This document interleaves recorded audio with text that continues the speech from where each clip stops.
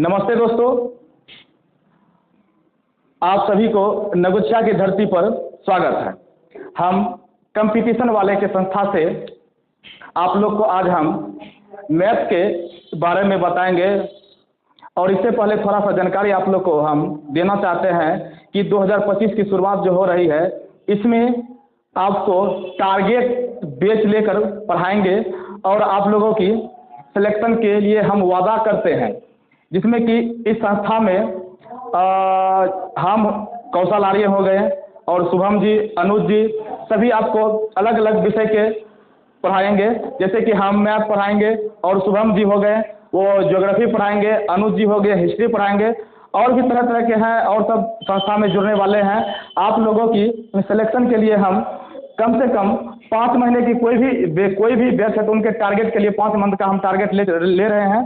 तो आप लोग को हम जो है जैसे कि अभी मैथ के बारे में थोड़ी सा चर्चा कर रहे हैं। तो मैथ में क्या है कि जैसे कि मैथ का सबसे पहले इसमें बता देते हैं कि मैथ का यूज कहाँ कहाँ किस किस के एग्जाम में होने जा रहा है। तो सबसे पहले आपको बिहार एसएससी जो इंटर लेवल का फॉर्म कुछ साल पहले भराया गया है, तो अभी आपका ग्रुप डी आने वाला है, इसमें भी आप भरिए।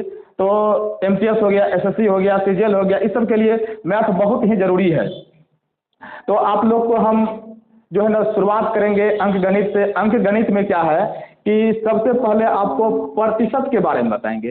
दोस्तों देखिए, प्रतिशत क्या है कि प्रतिशत जो है एक अंकगणित जो होता है उनका एक बेस होता है, ठीक है। अगर जैसे कि आप प्रतिशत को अगर अच्छी तरह से कवर कर लीजिएगा, ये सारे जैसे कि इससे आपका लाभ हानि हो गया, एसआई हो गया, सीआई हो गया, इस सब में ज़्यादा यूज होगा, ठीक है। तो इससे पहले हम थोड़ी सी चर्चा करने जा रहे हैं कि जैसे देखिए, जैसे कि प्रतिशत का मतलब होता है किसी भी चीज़ को प्रतिशत में कैसे हम निकाल सकते हैं। जैसे कि आप लोग बाजार गए, बाजार में कोई भी सामान लिए, तो वहाँ क्या होता है कि आपको दुकानदार बोलेंगे कि हम जो है ना कुछ मतलब वस्तु खरीदने जाइएगा, तो उसमें बोलेगा कि 20% का हम छूट दिए हैं। उस तरह से हम लोग आपको कुछ सवाल बताएंगे। ये जैसे कि ये सभी को सीखना बहुत जरूरी है। जैसे कि एमआरपी रेट किसी में है, एमआरपी रेट मान के चलिए किसी का है 1200 रुपया और उस पर छूट जो है 20% दे रहे हैं, उस पर छूट 20% है। तो आपको 1200 रुपया, अगर दुकानदार बोले एमआरपी रेट 1200 रुपया है, 20% छूट हम देंगे, तो आपको कितना रुपया देना होगा। तो सबसे पहले सिंपल है कि इसको हम निकालेंगे कैसे। चलिए दोस्तों, इसको हम निकालने के लिए बताते हैं। 1200 है, इसको 20 जो है 20 को क्या लिख सकते हैं, 20/100 लिख सकते हैं। अगर इसको हम कटा देंगे कितना 12 और 12 दूनी 24, तो 240। अब देखिए 240 आपको क्या हुआ, छूट मिल गई। 240 क्या हो गया, छूट मिल गई। अब आपको क्या करना होगा, 1200 रुपया में और 240 को घटा देना, 240 को घटा देना है, तो ये हो गया 0। तो इधर से पैसा लेंगे तो कितना हो जाएगा 10, और 10 में 4 जाए 6, यहाँ कितना बचा 1, ये पैसा ले लेगा तो हो जाएगा 11, 11 में 2 जाएगा 9। तो 960 रुपया आपको वस्तु की कीमत देनी होगी, ठीक है। तो ये उम्मीद करते हैं आप लोग समझ गए होंगे। तो इससे थोड़ा हम आगे चलते हैं।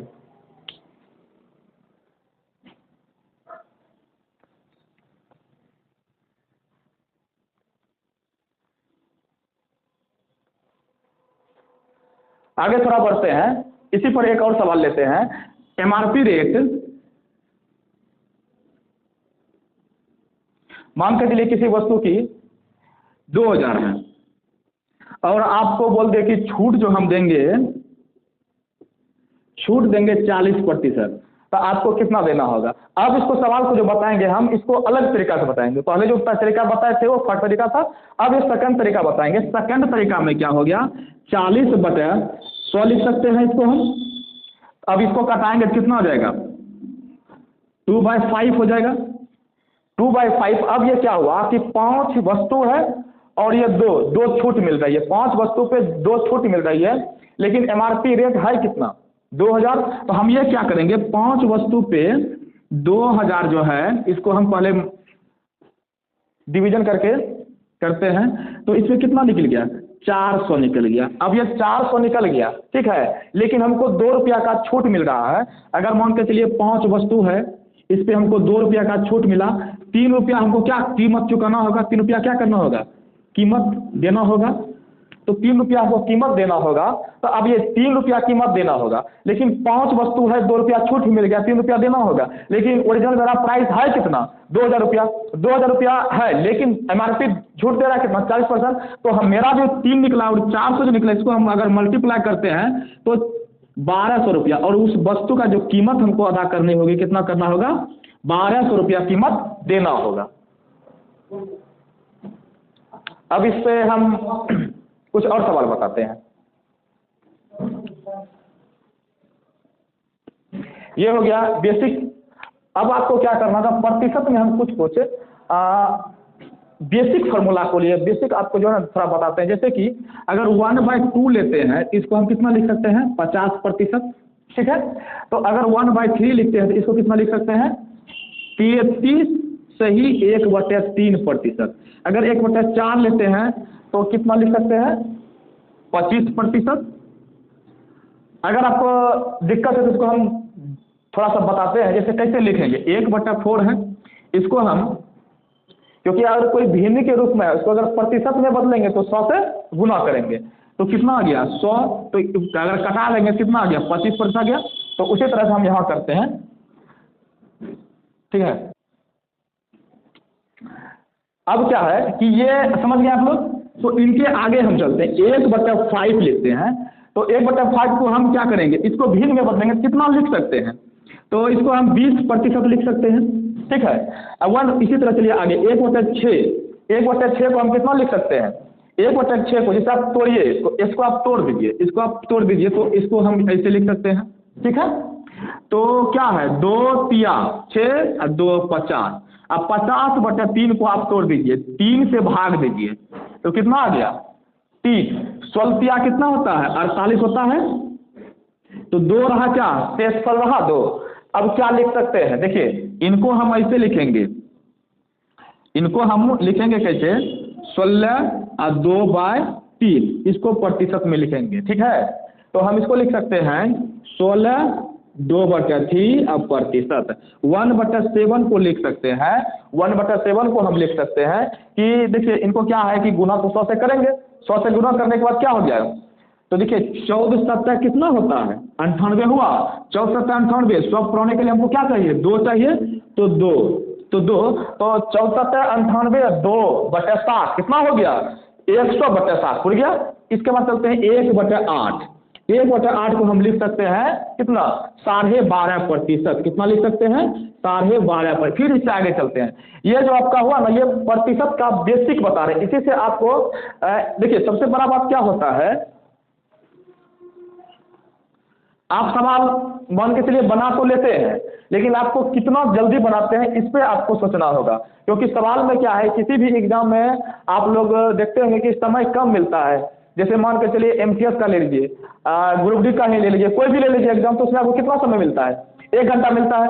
1 घंटा में आपको अगर हम यहाँ आपको डायरेक्ट अगर ये याद रहेगा, ये तो ये लिख सकते हैं, ऐसा अगर सवाल में आ गया तो ये लिख सकते हैं। लेकिन अगर आपको ये याद ही नहीं रहा, उसके बाद क्या करिएगा, इसको पहले तो भाग दे के निकालना होगा, तो निकालने में समय लगेगा। अगर इसमें याद होगा तो डायरेक्ट सवाल अपना बना लीजिएगा। तो 1/9 चलते हैं। 1/9 क्या है, देखिए इसको हम लिख सकते हैं 11 सही 1/9%। 1/10 है, इसको लिख सकते हैं 10%। 1/11 को क्या लिख सकते हैं, 1/11 को लिख सकते हैं 9 सही 1/11%। 1/12 को क्या लिख सकते हैं, 1/12 को हम लिख सकते हैं 8 सही 1/3%, ठीक है। 1/13 को क्या लिख सकते हैं, 1/13 को हम लिख सकते हैं दोस्तों, तो जैसे कि हो गया 13 91, और कितना पूरेगा, तो हम करते हैं 9, तो 13 91, ठीक है। 13 91 900 100/13 हो गया। उसके बाद 1/14 करते, इसका लिखेंगे 7.1/7। उसी तरह चलते हैं 1/15, तो इसका हो जाएगा 6 सही 2/3। इसी तरह इसको अब लेते हैं 1/16 लेते हैं, तो 16 को लिखेंगे 6.1/4। 1/20 लेते हैं तो 1/20 को लिख सकते हैं 5%। 1/25 को लिखेंगे 4%। 1/30 को लिखेंगे 3.1/3%। 1/40 को लिखेंगे 2.1/2%।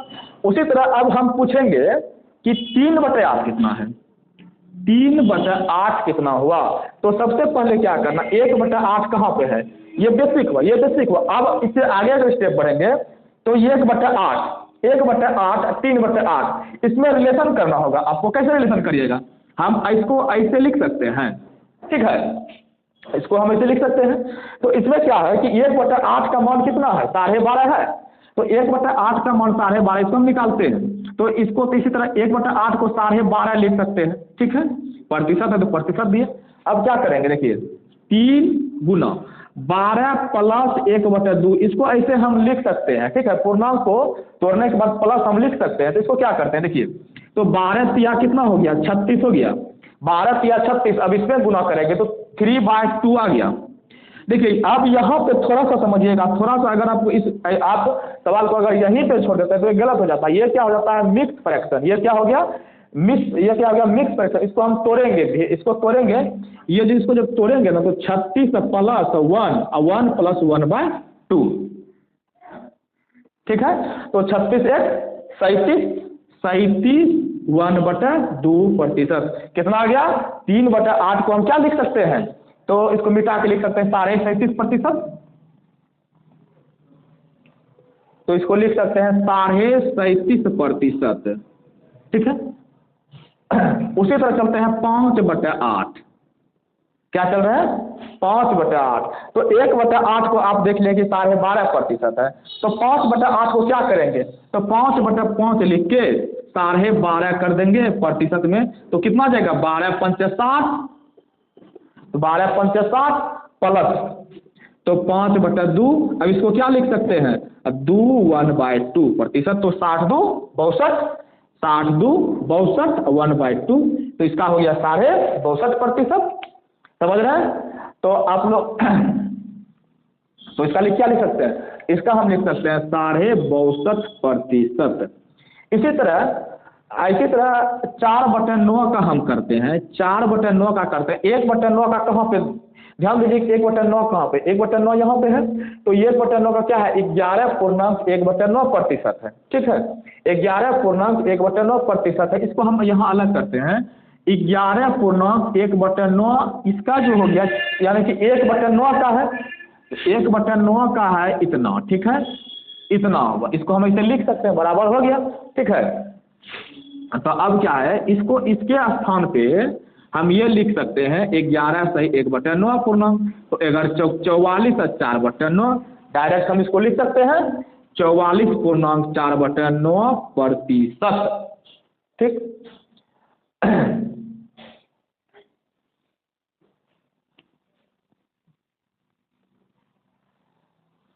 तो आप लोग यहाँ तक समझ गए। अभी क्या है कि आपको इसी तरह धीरे धीरे आपको ये समझना होगा। आप इनको दिन में 4 बार 5 बार लिख सकते हैं, लिखने के दौरान ही ये याद होगा। आप तरह तरह 3/8 लिख सकते हैं, 4/7 लिख सकते हैं, 5/7 लिख सकते हैं, कुछ भी लिख के 2/3 लिख सकते हैं, कुछ भी लिख के आप इनको इन्हीं फॉर्म पे तैयार करके बनाइएगा, ठीक है। तो इससे पहले एक हम सिंपल सा सवाल आपको इस पे देते हैं, ठीक है। सिंपल सा सवाल, इसके बाद जो आएगा सवाल आता है कि